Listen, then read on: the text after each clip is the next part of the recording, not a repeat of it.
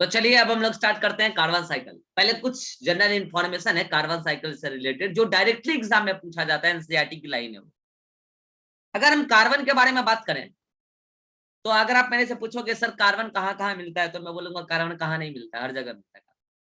Carbon hydrosphere में भी मिलता है, कार्बन लिथोस्फीयर में भी मिलता है, और कार्बन एटमॉस्फेयर में भी मिलता है। कार्बन हाइड्रोस्फीयर में दो फॉर्म में मिलता है, एक तो डिजोल्व्ड CO2 के फॉर्म में मिलता है। क्या बोला? डिजोल्व्ड CO2 के फॉर्म में मिलता है, और दूसरा कार्बोनेट के फॉर्म में मिलता है, कार्बोनेट आयन के फॉर्म में मिलता है, कार्बोनेट के फॉर्म में मिलता है, या तो कार्बोनेट आयन या तो कार्बोनेट सॉल्ट के फॉर्म में मिलता है। ठीक है, लिथोस्फीयर में ये कार्बन कार्बोनेट के फॉर्म में ही मिलता है, या तो कार्बोनेट के फॉर्म में मिलता है, या तो ये वहां पर या तो ये वहां पे कोल के फॉर्म में मिलता है, पेट्रोलियम के फॉर्म में मिलता है, और कोल और पेट्रोलियम में हाइड्रोकार्बन होता है। क्या होता है? हाइड्रोकार्बन होता है, वहां पे भी हाइड्रोकार्बन में कार्बन। एटमॉस्फेयर में कार्बन केवल और केवल CO2 के फॉर्म में। ठीक है, तो अगर आप मेरे से पूछोगे कार्बन कहाँ है, तो मैं बोलूंगा कार्बन कहाँ नहीं है, हर जगह है कार्बन। फिर बात रहती है कि कार्बन साइकिल कैसा साइकिल है। आप कहते हो कि कार्बन साइकिल एक प्रकार का गैसियस साइकिल है। क्या बोलोगे सर, आप तो कहते हो कार्बन हर जगह मिलता है। अरे हर जगह मिलता है, लेकिन कार्बन का रिजर्वायर हाइड्रोस्फीयर है। कार्बन का रिजर्वायर ओशियन है, जहां पर कार्बन मेनली डिजॉल्व्ड CO2 के फॉर्म में, जहां पर कार्बन मेनली डिजॉल्व्ड CO2 के फॉर्म में। और मैं आपको बता दूं बच्चों, टोटल ग्लोबल कार्बन का अर्थ पर जितनी भी कार्बन है उसका 71% कार्बन ओशियन में है। कितना बोला? बोलना जरा।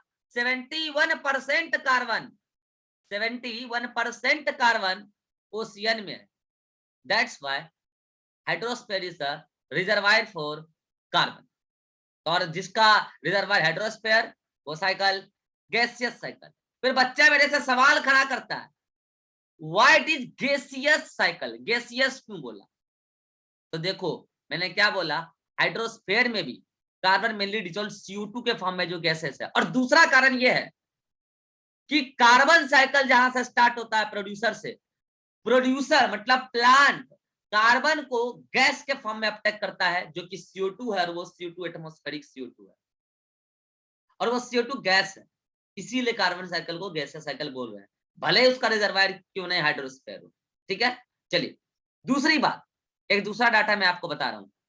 अगर आप किसी भी लिविंग ऑर्गेनिज्म को, मैं ऑन एन एवरेज ये डाटा बता रहा हूं जो एनसीईआरटी में, अगर आप किसी भी लिविंग ऑर्गेनिज्म का ड्राई वेट लेंगे, ड्राई वेट, बॉडी का ड्राई वेट लेंगे, तो ड्राई वेट में 49% आपको कार्बन देखने को मिलेगा। इसका मतलब carbon is the major constituent of, carbon is the major constitutional element in living organism. 49% of dry weight, समझ रहे हो यहाँ है क्या? ड्राई वेट में 49% कार्बन है। ये डाटा एनसीईआरटी की डायरेक्ट याद रखना है। ठीक है, दूसरा बात, 71% कार्बन कहाँ है? हाइड्रोस्फीयर में। अब ये जो एटमॉस्फेयर में आपको CO2 दिखता है, पता है ये टोटल ग्लोबल कार्बन का मात्र कितना परसेंट कार्बन है जो एटमॉस्फेयर में CO2 का फॉर्म में है? मात्र 1%। सोचो, मात्र 1% कार्बन, टोटल ग्लोबल कार्बन का मात्र 1% कार्बन एटमॉस्फेयर में CO2 के फॉर्म में। तो बार बार जो डाटा आ रही है ग्लोबल कार्बन, ग्लोबल कार्बन, कितना है रे ग्लोबल कार्बन? तो सुनना ध्यान से, एनुअली, एक साल में एनुअली पूरे अर्थ के टोटल प्रोड्यूसर मिलकर 4x10⁹ kg कार्बन फिक्सेशन करते हैं और कार्बन कंटेनिंग प्रोडक्ट बनाते हैं। मैं एक बार डाटा चेक कर लूं, 4x10⁹ ही है ना, मिस ना हो जाए। नहीं, 4x10⁻13, जब मिस होता है तब ऐसा मिलाने का नौबत आता है। ठीक है, 4x10⁻13, 4x10⁻13 kg कार्बन हर साल इस पूरे अर्थ के टोटल प्रोड्यूसर को मिला के कह रहा हूं मैं, हर साल कार्बन कंटेनिंग कंपाउंड 4 × 10⁻13 kg बनता है, मतलब कि कार्बन फिक्सेशन इतना होता है। अब ये पूरे एनुअल कार्बन का डाटा है कि एक साल में इतना कार्बन कंटेनिंग प्रोडक्ट बनता है। अब अर्थ पर जितना भी कार्बन है उसका 100% मान लो उसको, उसका 71% आपको मिलेगा हाइड्रोस्फीयर में, 1% एटमॉस्फेयर में, बाकी रिमेनिंग लिथोस्फीयर। ठीक है, कोल के फॉर्म में है, वहां पे भी कार्बोनेट के फॉर्म में, इस फॉर्म में। ठीक है, नौ ये डाटा डिस्ट्रीब्यूटेड है, 71% उधर, 1% इधर, बाकी उधर। लेकिन आज ह्यूमन की एक्टिविटी ने इस डाटा को बुरी तरीके से छेड़छाड़ करके प्रभावित किया है, और ये छेड़ और ये छाड़ कई मैनर में किया गया है, और इसको इंसानों ने किया है। और वो किस किस तरीके से किया गया, अगर आप मेरे से पूछोगे तो मैं बोलूंगा किस किस तरीके से नहीं किया गया है। हर तरीके से किया, जंगलों को काट के किया गया है, फ्यूल को जला के किया गया है, फ्यूल को एनर्जी के लिए जलाया, फ्यूल को ट्रांसपोर्टेशन के लिए जलाया, फ्यूल को लाइटनिंग के लिए जलाया, ना जाने किस किस मकसद के लिए जलाया।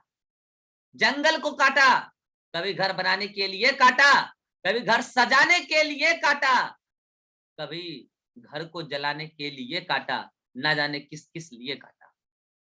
और यही कारण है, चूंकि आप पेड़ को काटते चले गए तो इन एटमॉस्फेयर से CO2 को लेने वाला ही प्लांट था वो घटता चला गया।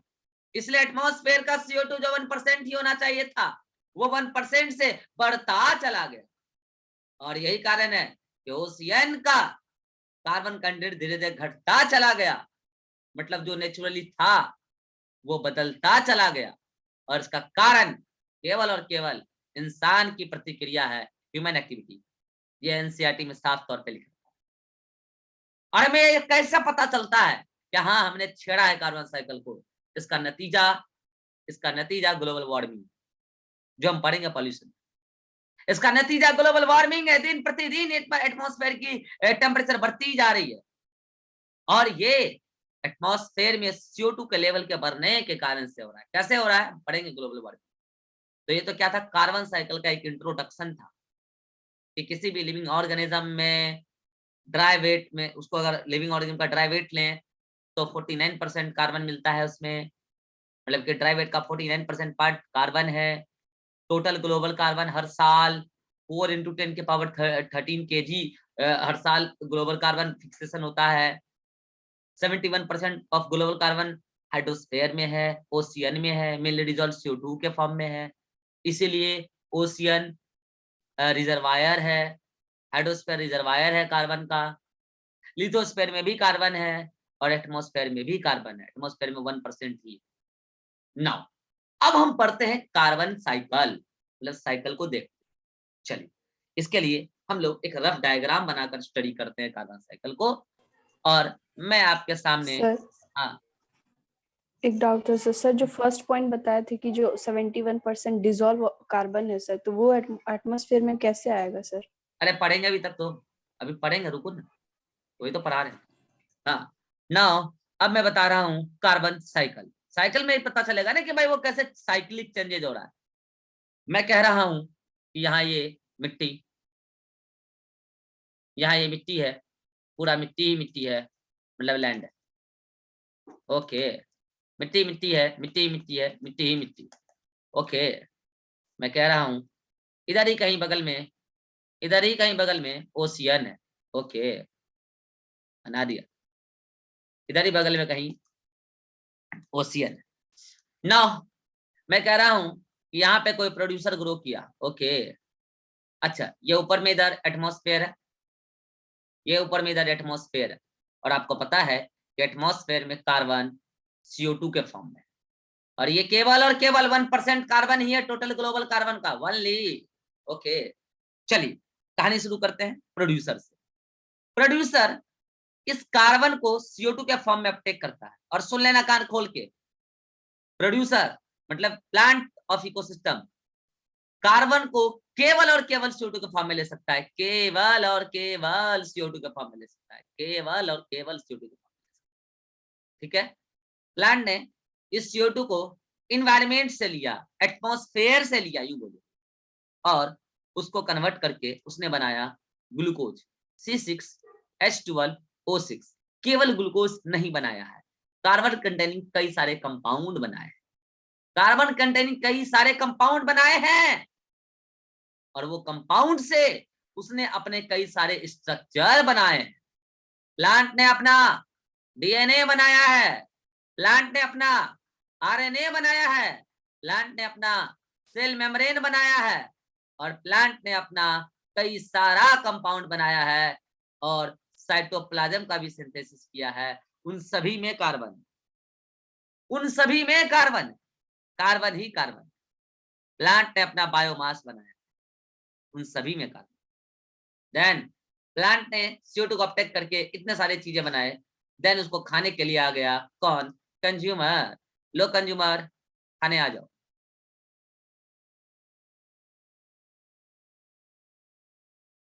कंज्यूमर खा लो, प्लांट प्रोडक्ट को खा लो। कंज्यूमर ने प्लांट में बने हुए इन सभी ऑर्गेनिक कंपाउंड को खाया, और इसमें कार्बन आया। प्लांट ने इसका RNA खाया, सॉरी एनिमल ने इसका RNA खाया, DNA खाया, सेल मेम्ब्रेन खाया, साइटोप्लाज्म खाया, और कार्बन पाया, और उसको तोड़ ताड़ के उसने भी अपना स्ट्रक्चर बनाया। उसने अपना DNA बनाया, उसने अपना RNA बनाया, उसने अपना सेल मेम्ब्रेन बनाया, उसने अपना साइटोप्लाज्म बनाया, उसने अपना बोन भी बनाया, उसने अपना सब कुछ बनाया, और उन सभी में उसने, उन सभी स्ट्रक्चर में उसने इस कार्बन को लगाया। सभी चीज में कार्बन है। आपने DNA का स्ट्रक्चर पढ़ा होगा, शुगर होता है उसमें कार्बन है, RNA में है, सेल मेम्ब्रेन में है, साइटोप्लाज्म में, सब चीज में। ओके, कार्बन तो मैंने बोला ना 49% ड्राई वेट का कार्बन है लिविंग ऑर्गेनिज्म का, यानी कि इन सभी स्ट्रक्चर के फॉर्म में कार्बन ऑर्गेनिज्म में स्टे कर रहा है। बाकी साइटोप्लाज्म में भी कार्बन एक मेजर कंस्टिट्यूएंट है। देन यानी कि कार्बन अब इस कंज्यूमर में आ गया है, इस प्रोड्यूसर से कंज्यूमर में आ गया। देखते चलो साइकिल, एटमॉस्फेयर से प्रोड्यूसर, प्रोड्यूसर से कंज्यूमर। एक दिन की बात है, ये प्लांट और ये कंज्यूमर, ये दोनों हमारे बीच नहीं रहे, दोनों मर गए, और मरने के बाद दोनों क्या बन गए? डेट्राइटस। और इस डेट्राइटस का डिकम्पोजिशन कर दिया। किसने किया होगा?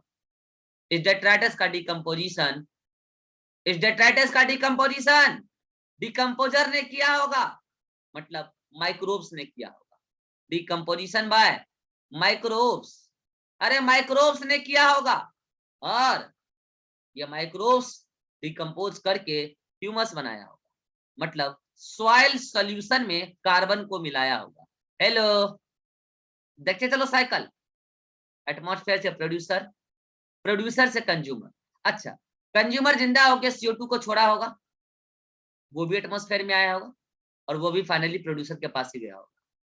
जिस दौरान प्लांट ने फोटोसिंथेसिस किया होगा, इसने O2 छोड़ा होगा, ये O2 को इस कंज्यूमर ने लिया होगा, वो एक अलग। चलो देखते चलो, ये माइक्रोब्स, माइक्रोब्स भी रेस्पिरेशन करता है, तो ये भी CO2 छोड़ता है, और ये CO2 भी एटमॉस्फेयर में चला जाता है। ठीक ठीक ठीक ठीक। बाकी ह्यूमस बनने से जो भी ऑर्गेनिक कंपाउंड का कार्बन है वो सॉइल सॉल्यूशन में मिक्स हो जाता है। Okay okay okay okay okay. Soil के अंदर जो रूट है, ये रूट भी रेस्पिरेशन करता है, जिसको कहते हैं रूट रेस्पिरेशन। क्या कहते हैं? Root respiration. और रूट रेस्पिरेशन में जो CO2 रिलीज होता है, वो CO2 ये सॉइल सॉल्यूशन का पार्ट बन जाता है। Okay okay okay okay. Cycle देखो, साइकिल देखो एक बार। एटमॉस्फेयर से CO2 आया प्रोड्यूसर के पास, प्रोड्यूसर से गया कंज्यूमर के पास, कंज्यूमर ने भी CO2 छोड़ा, एटमॉस्फेयर में गया, फिर प्रोड्यूसर के पास गया। एक तो साइकिल ये चल रहा है। एक दिन की बात है कि प्रोड्यूसर कंज्यूमर दोनों हमारे बीच नहीं रहे, दोनों का डिकम्पोजिशन हो गया, और माइक्रोब्स ने उसका डिकम्पोजिशन किया। माइक्रोब्स ने दौरान खुद भी रेस्पिरेशन किया, और वो एटमॉस्फेयर में CO2 छोड़ा। देन डिकम्पोजिशन के बाद इन डेड बॉडी का सारा कार्बन सॉइल सॉल्यूशन में मिक्स हुआ, ह्यूमस बना। और इसी दौरान जब प्लांट जिंदा थे, उसने भी CO2 छोड़ा था, वो भी ह्यूमस का कंटेंट बना, और ये सारा कार्बन सॉइल में मिक्स हो गया। उस सॉइल में केवल और केवल कार्बन जो भी फॉर्म में, कार्बोनेट के फॉर्म में है, और जो भी CO2 के फॉर्म में है, वो उधर एटमॉस्फेयर में निकल के चला गया। ठीक है, यानी कि एटमॉस्फेयर से सारा कार्बन लिया जा रहा है और फाइनली उसको ह्यूमस बना दिया जाएगा। फाइनली तो आपके मन में आएगा, सर ऐसे तो एक दिन एटमॉस्फेयर का CO2 घट जाएगा। नहीं घटेगा। ये लिविंग ऑर्गेनिज्म लगातार CO2 छोड़ रहा है। इवन ये प्लांट भी CO2 छोड़ता है। सुन लो ध्यान से, प्लांट भी एक लिविंग ऑर्गेनिज्म, ये भी CO2 छोड़ रहा है, वो भी एटमॉस्फेयर में जा रहा है। इसके अलावा माइक्रोब्स भी छोड़ रहा है, वो भी एटमॉस्फेयर में जा रहा है। और सुनोगे, और सुन लो, ये प्रोड्यूसर और ये कंज्यूमर अगर मरे तो इनका डिकम्पोजिशन हुआ, मगर एक दिन की बात है, जोर का आंधी आया, पेड़ गिरा, उसके नीचे एनिमल दबे और दोनों मिट्टी में दब गए, एप्रेस्ड हो गए। अरे एप्रेस्ड हो गए, दब गए मिट्टी के अंदर, ऐसी जगह दब गए जहां डिकम्पोजर सालों साल नहीं आए। और जब लिविंग ऑर्गेनिज्म इस कदर दब जाते हैं जहां डिकम्पोजर नहीं पहुंच पाते हैं, तो वहां जाकर वो लिविंग ऑर्गेनिज्म के कार्बन कंटेनिंग कंपाउंड से कोल का फॉर्मेशन करते हैं, पेट्रोल का फॉर्मेशन करते हैं, पेट्रोलियम का फॉर्मेशन करते हैं, और इसमें हाइड्रोकार्बन होता है। और जब आप इस हाइड्रोकार्बन को बर्न करते हैं, आप इस हाइड्रोकार्बन को बर्न करते हैं तो एटमॉस्फेयर में CO2 छोड़ते हैं। अब बोलिए, आपको अगर सर हम तो पर्यावरण प्रेमी हैं, हम तो हाइड्रोकार्बन बर्न ही नहीं करेंगे, एटमॉस्फेयर में CO2 आएगा कहां से? चिंता की कोई बात नहीं है। अभी हमारा मेन रिजर्वायर, उसको तो मैंने सीन में लाया ही नहीं, यहाँ है रिजर्वायर। और ये ओशियन में 71% कार्बन वो डिसॉल्व्ड CO2 के फॉर्म में है और बाइकार्बोनेट के फॉर्म में है। कार्बोनेट लिख रहा हूं मैं, कार्बोनेट के फॉर्म, डिसॉल्व्ड CO2 इन कार्बोनेट के फॉर्म में। और जब एटमॉस्फेयर में CO2 की मात्रा कहीं से नहीं बढ़ेगी तो एक जगह से बढ़ेगी। ये CO2 यहां से जब वेपराइज होता है तो एटमॉस्फेयर में जाके ऐड हो जाता है। इसका मतलब हाइड्रोस्फीयर जो कार्बन का रिजर्वायर है, वो प्लांट जहां से लेता है कार्बन को, कहां से लेता है? एटमॉस्फेयर से लेता है, हाइड्रोस्फीयर से नहीं लेता। प्लांट जहां से लेता है हाइड्रोस्फीयर को, कार्बन को, वहां पर कार्बन के एडिशन का जिम्मेवारी रिजर्वायर को दी गई है और वो कार्बन वहां से वेपराइज हो के इवोपरेट हो के इन्वायरमेंट में आ रहा है, एटमॉस्फेयर में आ रहा है, देन उसको प्रोड्यूसर ले रहा है। ये तो नेचुरली चल रहा था, लेकिन आज के डेट में आपने इसका रेट बढ़ा दिया है और इसका नंबर घटा दिया है। क्या कह रहा हूं? इसका रेट बढ़ा दिया है और आपने इसका नंबर काट काट के घटा दिया है। इसीलिए आपने एटमॉस्फेयर में CO2 का मात्रा बढ़ा दिया।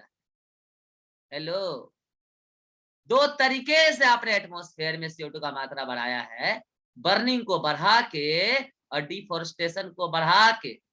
बर्निंग बढ़े या डिफोरेस्टेशन बढ़े, दोनों एटमॉस्फेयर में CO2 का बढ़ने का कारण होता है, क्योंकि बर्निंग से CO2 खुद रिलीज होती है और जब आप डिफोरेस्टेशन करते हैं तो वो प्लांट ही था जो CO2 को अपटेक करके कार्बन कंटेनिंग कंपाउंड बना रहा था। अब वो रहा नहीं तो अपटेक होगा नहीं, ऑटोमेटिकली एटमॉस्फेयर में CO2 बढ़ता था। एक तरीका और एटमॉस्फेयर के CO2 का सॉइल सॉल्यूशन में मिक्स होने का, और वो है जब ये CO2 वाटर के साथ कई बार रिएक्ट होता है। वाटर और CO2 जब रिएक्ट होता है तो बाइकार्बोनेट, वाटर और CO2 जब रिएक्ट होता है तो बाइकार्बोनेट बनके डायरेक्ट सॉइल में मिक्स होता है। एक तरीका ये भी है। This is all about carbon cycle. अब आपकी एनसीईआरटी एक बात लिखती है, क्या लिखती है समझना।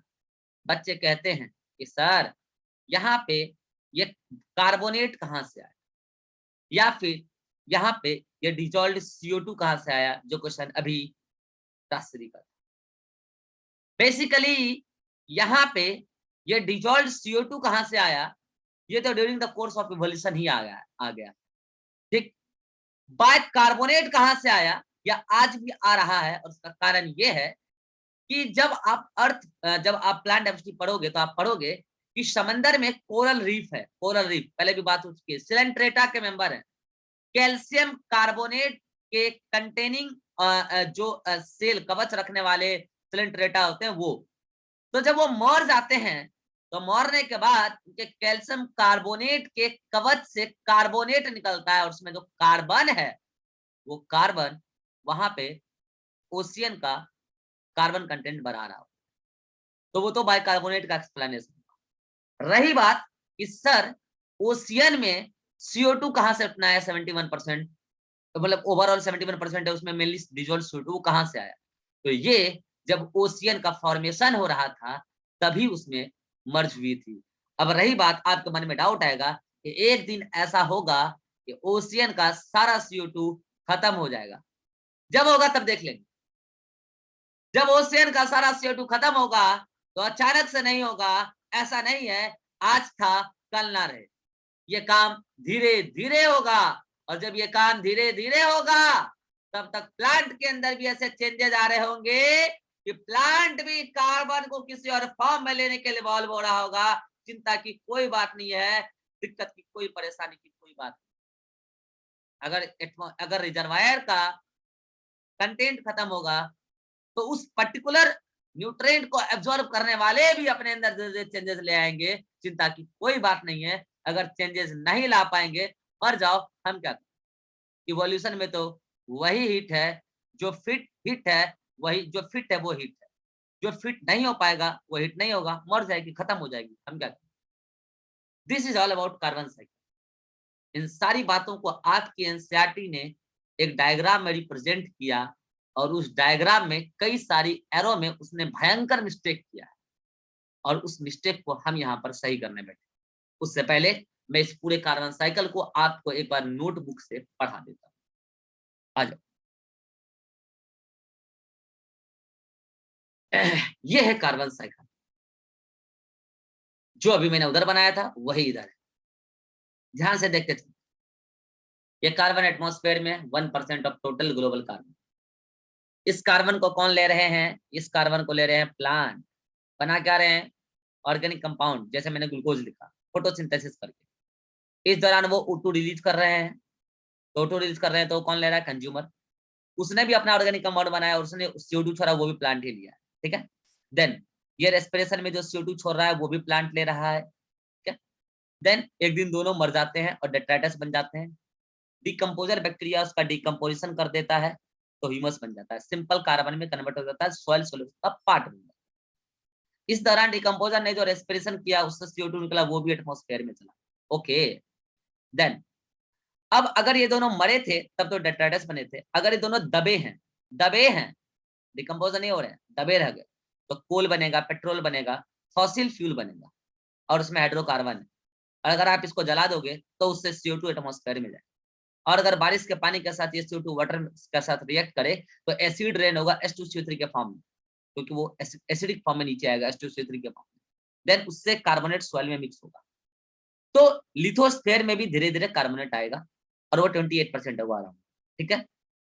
दो बातें हैं, अगर रिजर्वायर बोला जाए, reservoir of carbon ocean 71%, reservoir source, सुना ध्यान से, एक वर्ड है यहाँ पे रिजर्वायर सोर्स, यहाँ पे लिखा हुआ लिथोस्फेयर। अब ये रिजर्वायर सोर्स क्या है, रिजर्वायर सोर्स और रिजर्वायर वो होता है जहां पर सबसे अधिक अमाउंट है उस पर्टिकुलर न्यूट्रिएंट की, और वो कार्बन के लिए तो ओशियन। अब यहाँ पे लिख रखा है रिजर्वायर सोर्स और वो है लिथोस्फेयर।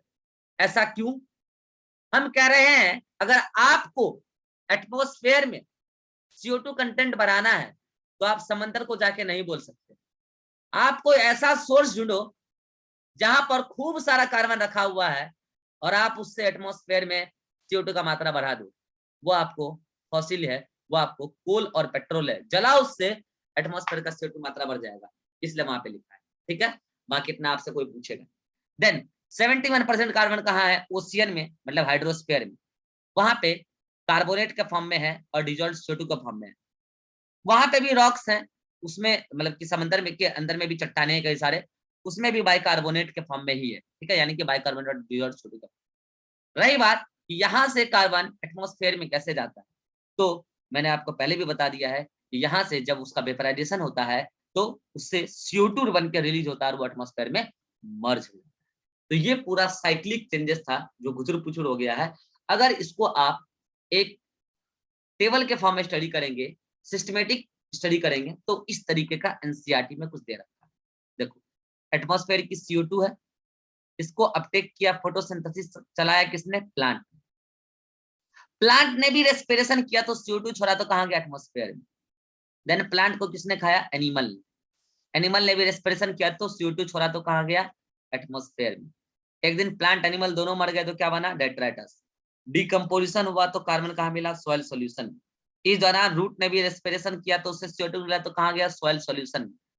प्लांट प्लांट मर गए तो फॉसिल बना, फॉसिल फ्यूल का बर्निंग हुआ तो कहां गया? CO2 एटमॉस्फेयर में। सॉइल सॉल्यूशन में जो CO2 लगातार सॉइल सॉल्यूशन में जो ह्यूमस बन रहा है, उस दौरान डिकम्पोजर ने जो रेस्पिरेशन किया, सॉइल ऑर्गेन मतलब डिकम्पोजर ने जो रेस्पिरेशन किया, उससे जो CO2 छूटा कहां गया? एटमॉस्फेयर। अगर आपको ऊपर वाला चीजें पता है तो नीचे वाला कोई दिक्कत की बात नहीं। ओके, नाउ एक लाइन लिखा है, आप इसको गौर से पढ़ेंगे। Source of carbon for plant is atmosphere. Plant के लिए कार्बन का सोर्स एटमॉस्फेयर है। सोर्स बोला गया है, source for carbon is atmosphere. Plant कहां से ले रहा है कार्बन को? एटमॉस्फेयर से।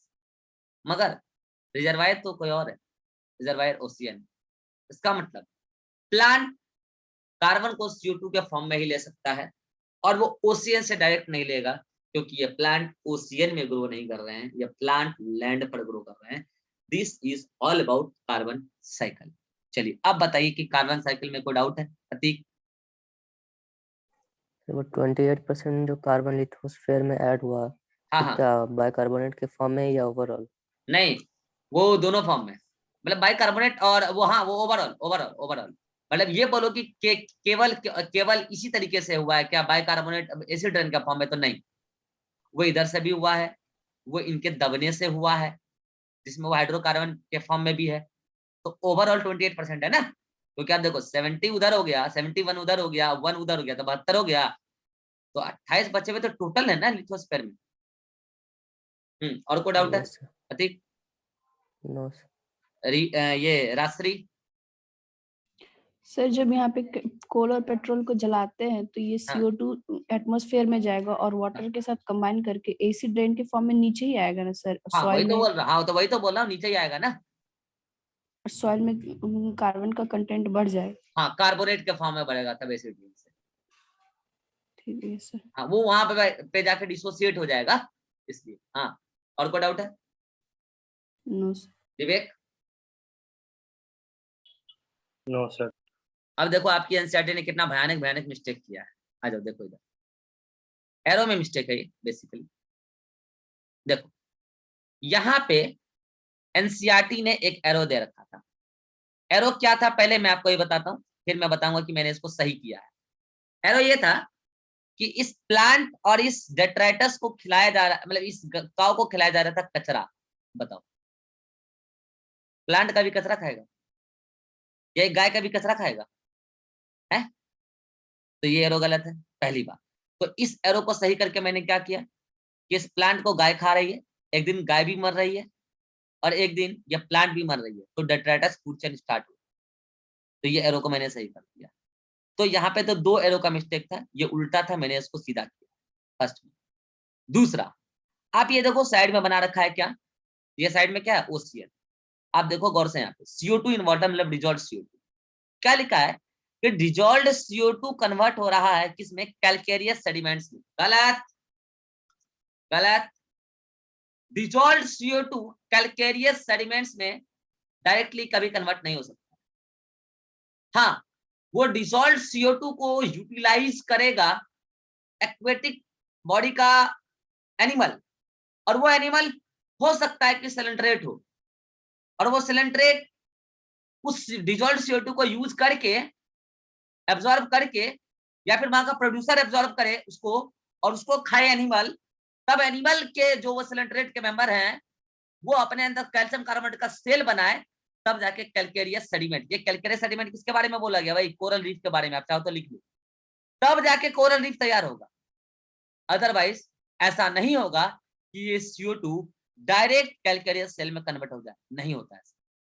इस CO2 को वहां का प्रोड्यूसर यूज कर सकता है, उस प्रोड्यूसर को वहां का हर्बीवोर मतलब वो जो है सिलेंट्रेटा का मेंबर यूज कर सकता है एज अ फूड, देन वो अपना कैल्शियम कार्बोनेट बना सकता है कवच, देन जब वो मरेगा तब जाके कैल्केरियस सेडिमेंट तैयार होगा, डायरेक्ट नहीं होगा।